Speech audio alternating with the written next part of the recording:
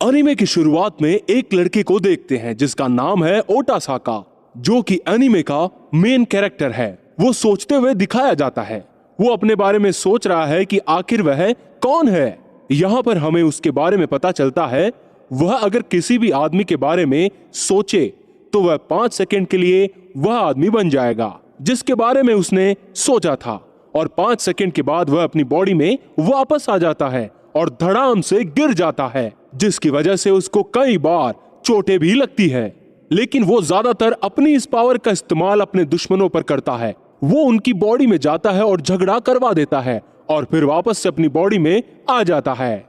अपनी इस पावर का यूज वो एग्जाम में करता है। वो टॉपर की बॉडी में चले जाता है और हर एग्जाम में टॉप करता है और उसका एक बढ़िया हाई स्कूल में एडमिशन हो जाता है। वहां के हर एग्जाम में भी वो टॉप कर लेता है। बीच बीच में हम देखते हैं कि एक कैमरा ओटोसोकी को शूट कर रहा होता है। स्टोरी में एक लड़की उसे डेट पे जाने का पूछती है, लेकिन वो मना कर देता है। यहाँ हमें पता चलता है कि ओटासाकी का क्रश हाई स्कूल की सबसे सुंदर लड़की यूमी है। फिर हम आगे देखते हैं कि वह यूमी को इम्प्रेस करने के लिए कई सारी चीजें करता है, जैसे कि उसको एक्सीडेंट से बचाना और उसे संभालना। यहाँ वह कामयाब भी हो जाता है और यूमी उसे डेट पर जाने का पूछती है। यहाँ पर ओटासाकी को यही चाहिए होता है और चले जाता है डेट पर। यहाँ हम आगे देखते हैं कि यूमी उससे इम्प्रेस हो गई है और अगले दिन भी उसको यूमी का मैसेज आता है घर एक साथ जाने के लिए। वो यहाँ पर काफी खुश हो जाता है। तभी हम आगे देखते हैं कि उसे स्टूडेंट काउंसिल में बुलाया जाता है, जहां पर उसके ऊपर चीटिंग का केस लगा होता है। उससे कहा जाता है कि तुम्हें वापस से पेपर देना होगा। अगर तुमने इस पेपर में अच्छा स्कोर नहीं किया तो तुम्हें स्कूल से निकाल दिया जाएगा। यहाँ पर ओटासाकी के पास कोई रास्ता नहीं था, इसी वजह से वह पेपर देने लगता है। और यहाँ पर पता चलता है कि उसकी हर हरकत को स्टूडेंट काउंसिल की प्रेसिडेंट टोमोरी रिकॉर्ड कर लेती है और फिर वो ओटासाकी को कहती है कि तुम पकड़े गए, तुमने हर एग्जाम में चीटिंग की, तुम्हारे पास कोई स्पेशल एबिलिटी है। ये सब सुनकर ओटासाकी वहां से भाग जाता है। फिर आगे जाने पर ओटासाकी को सामने एक लड़का दिखता है जिसके पास कोई अद्भुत पावर थी और वह ओटासाकी को उड़ा देता है और बहुत दूर जाकर गिराता है। यहाँ पर ओटासाकी काफी कंफ्यूज हो जाता है कि आखिर हो क्या रहा है। यहाँ पर वो बंदा बताता है कि मेरे पास टेलीपोर्टेशन की पावर है। ये दोनों बात कर रहे होते हैं, इसी बीच में टोमोरी यहाँ पर आ जाती है। यहाँ पर टोमोरी बताती है कि देखो, तुम्हारी तरह इस दुनिया में बहुत सारे लोगों के पास स्पेशल एबिलिटी है और तुम्हारे लिए हमने एक अलग ही दुनिया बनाई है और तुम्हें अलग स्कूल में एडमिशन लेना होगा। तुम्हारे पास जो स्पेशल एबिलिटी है वो कुछ ज्यादा दिनों तक नहीं टिकेगी, तुम्हारे जवान होने तक वह खत्म हो जाएगी। यहाँ पर हमें पता चलता है कि टोमोरी के पास भी गायब होने की एबिलिटी है और वह ओटासाकी को पीट देती है। फिर ये दोनों ओटासाकी को अपना मिशन बताते हैं। उनका मिशन होता है जितने भी स्पेशल एबिलिटी वाले बच्चे हैं उनको समाज में खराब काम करने से रोकना होगा, जैसे इन दोनों ने ओटासाकी को रोका है। फिर ओटासाकी जब घर जाता है तब हम उसकी बहन को देखते हैं जिसका नाम होता है आयुमी। फिर हमें आगे ओटासाकी के बारे में पता चलता है कि उसकी मॉम का डाइवोर्स हो चुका है और उसकी मॉम ने ओटासाकी और उसकी बहन को उसके अंकल के भरोसे छोड़ दिया है, जिसकी वजह से ओटासाकी काफी नाराज है। फिर हम आगे देखते हैं कि ओटासाकी अलग स्कूल में एडमिशन ले लेता है। वह यूमी को भी यही बात बता देता है, लेकिन वह नहीं कहता कि उसके पास स्पेशल एबिलिटी है। फिर नेक्स्ट सीन में हम देखते हैं कि टोमोरी और वह लड़का जिसका नाम टाकोजा होता है, वह ओटासाकी के पास जाते हैं उसकी हेल्प करने के लिए और वह काफी हेल्प कराते हैं। फिर हम अगले दिन का सीन देखते हैं जहां पर ओटासाकी हाई स्कूल जाता है, जहां उसे टोमोरी मिलती है। यहाँ पर ओटासाकी को पता चलता है कि उस स्कूल में अधिकतर लोगों के पास स्पेशल एबिलिटी है और कई लोगों में थोड़ी थोड़ी सुपर पावर आई है।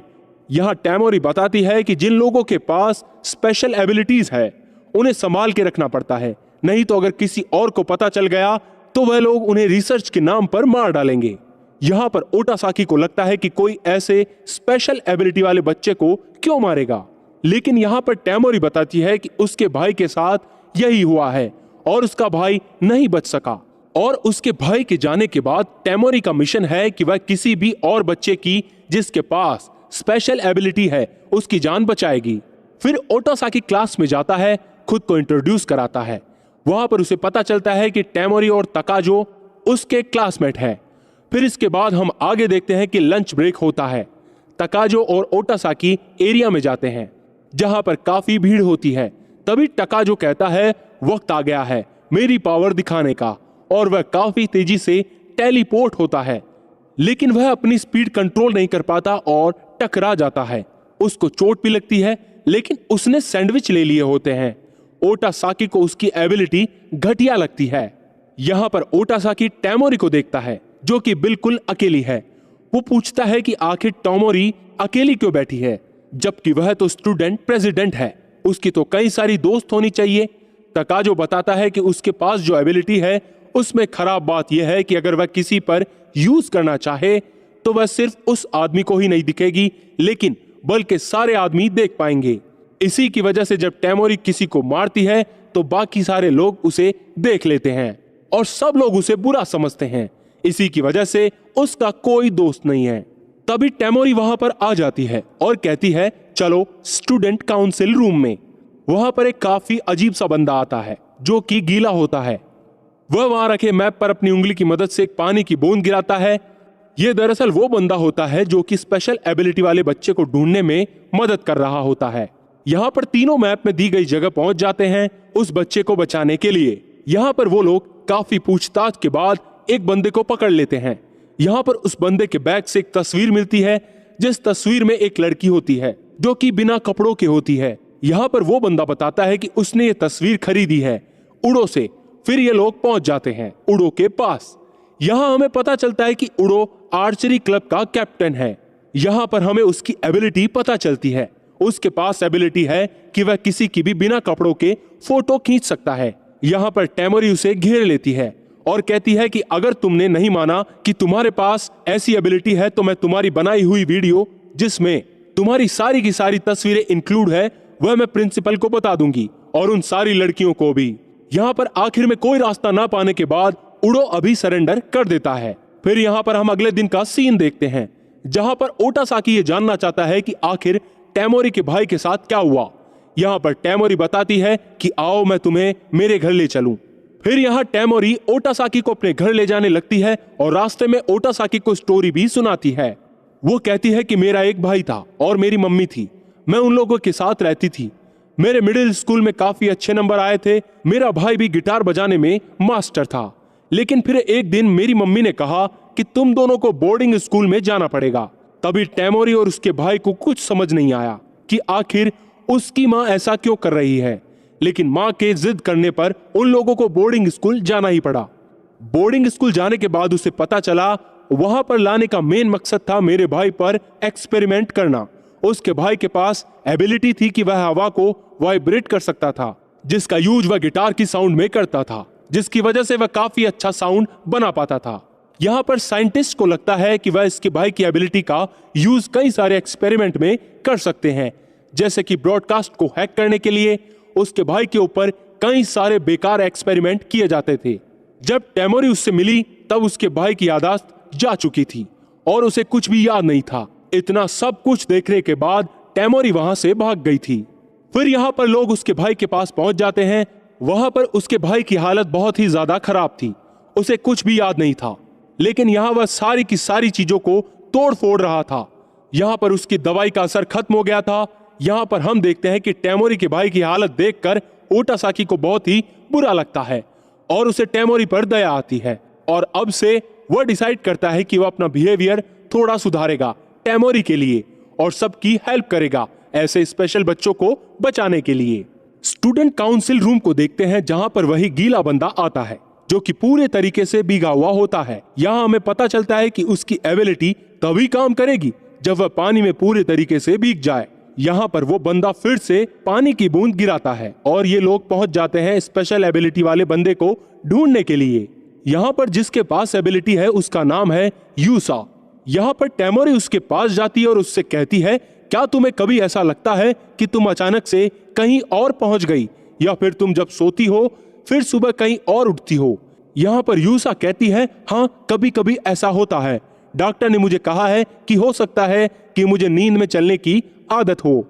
यहाँ पर टेमोरी ओटासाकी और टाकोजा को बताती है कि यूसा के पास एक डिफरेंट टाइप की एबिलिटी है। वह किसी भी मरे हुए इंसान को अपनी बॉडी के अंदर ले सकती है। थोड़ी देर में हम देखते हैं कि यूसा की बॉडी के अंदर उसकी मरी हुई बहन मीसा की आत्मा आ जाती है और वह काफी गुस्सेल हो जाती है। और उसकी बड़ी बहन मीसा के पास एबिलिटी थी चारों तरफ आग लगाने की। यहाँ पर यूसा की बॉडी में आई हुई उसकी आत्मा भी यही करती है और वह आग लगा देती है। यहाँ पर टेमोरी ये सब कुछ रिकॉर्ड कर रही होती है। फिर यहाँ पर आगे यूसा को समझाने के बाद वह यूसा को स्कूल में लाने के लिए मना लेती है।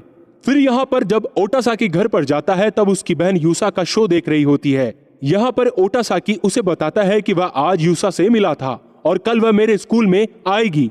यहाँ पर ओटासाकी की बहन काफी ज्यादा एक्साइटेड हो जाती है और इतना हो जाती है कि उसके नाक से खून बहने लगता है। अगले दिन का सीन हम देखते हैं जहाँ पर स्कूल में सभी लोग सोच रहे होते हैं कि यूसा स्कूल में आ रही है। सारे लड़के काफी ज्यादा ही एक्साइटेड होते हैं क्योंकि यूसा काफी बड़ी स्टार थी और सुंदर भी। जैसे ही वहां पर यूसा आती है तो सभी लोग काफी ज्यादा उछल कूद करने लगते हैं। यूसा अपना इंट्रोडक्शन देती है। थोड़ी देर बाद लंच ब्रेक होता है। तभी वहां पर टेमोरी आती है और ओटासाकी और टाकोजा के साथ यूसा को भी स्टूडेंट काउंसिल रूम में आने को कहती है और वही होता है जो अभी तक होता आया है। यहाँ पर वही गीला बंदा आता है जो कि पूरे तरीके से भीगा हुआ होता है, जिसे देखकर यूसा काफी डर जाती है। यहाँ पर वह गीला बंदा आकर मैप के अंदर वही पानी की बूंद गिराता है। इस बार टेमोरी को शायद पता था कि मैप पर उस जगह पर कौन है। वो एक वीडियो दिखाती है जिसके अंदर एक बंदा होता है जो कि काफी अच्छी पिचिंग करता है। उसे पिचिंग करना नहीं आता था, लेकिन वह उसकी एबिलिटी की वजह से हर बार बहुत ही अच्छी बॉल डालता था।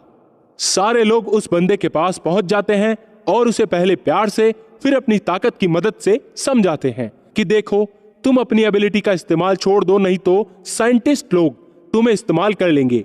यहाँ पर पहले तो उस बंदे को यकीन नहीं होता है कि ऐसा भी कुछ होता है, लेकिन फिर टेमोरी उसे बेसबॉल मैच के लिए चैलेंज करती है जिसमें जो भी हारेगा उसे सामने वाले की बात माननी होगी। मैच होता है तब हम देखते हैं कि उस बंदे की टीम काफी खराब थी बैटिंग में, क्योंकि हमेशा से वो लोग अपनी पिचिंग की वजह से ही मैच जीतते आए हैं। लेकिन फिर जब हम आगे देखते हैं कि जब टेमोरी की टीम के बैटिंग की बारी आती है तो वो बंदा इतनी अच्छी नकल बॉल डालता है कि कोई भी बैटर उसकी बॉल को हिट नहीं कर पाता। यहाँ पर पहले 8 मैच में कोई भी टीम स्कोर नहीं कर पाती है, लेकिन फिर 9th मैच में उस बंदे की टीम 1 रन का स्कोर कर लेती है। फिर टेमोरी की टीम डिसाइड करती है कि वो लोग अपनी स्पेशल एबिलिटी का यूज करेंगे। फिर काफी देर मैच चलने के बाद टेमोरी की टीम मैच जीत जाती है। उस बंदे से कहती है कि हम मैच जीत चुके हैं, तो प्लीज अपनी एबिलिटी कभी यूज मत करना, ये मैं तुम्हारे भले के लिए कह रही हूँ। यहाँ पर वो बंदा भी वादा करता है कि आज के बाद वह कभी भी अपनी स्पेशल एबिलिटी यूज नहीं करेगा। यहाँ पर इस एनीमे का फर्स्ट पार्ट खत्म हो जाता है।